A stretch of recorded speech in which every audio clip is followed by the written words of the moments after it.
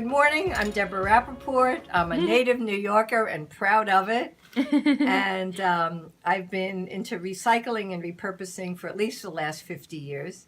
And I've been dressing up since I'm 3 years old because everything was about color, texture, and layering. And it was encouraged by my mother and grandmother.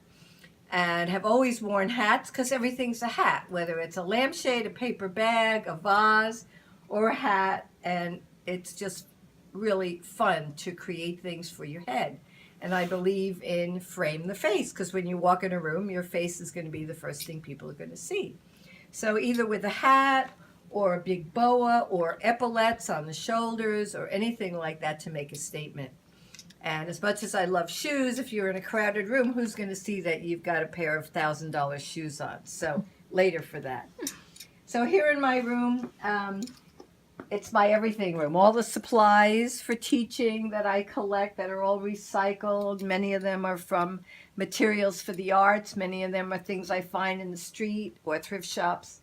All the materials for the hats, which is primarily Viva paper towels. One day the Viva paper towels was sitting on the table and I said, my God, this is like cloth.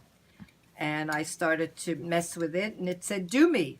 So I did it. I started twisting it, then I started folding it, and I realized it was as strong as cloth, and it could take color magnificently. So that's what I started to do. I started to construct the hats. First, I would make the individual elements,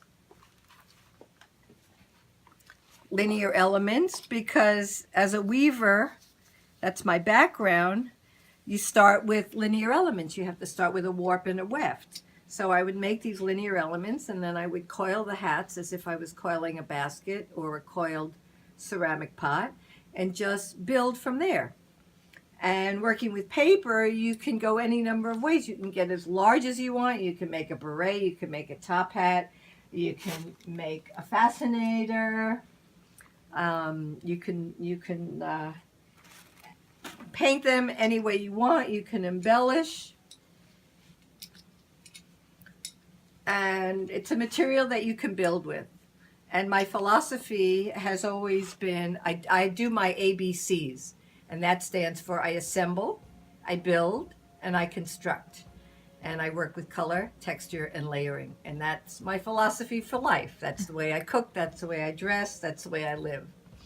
So life is fun. If you come up with your own philosophy, then it's yours and you own it and you can live by it and be happy with it.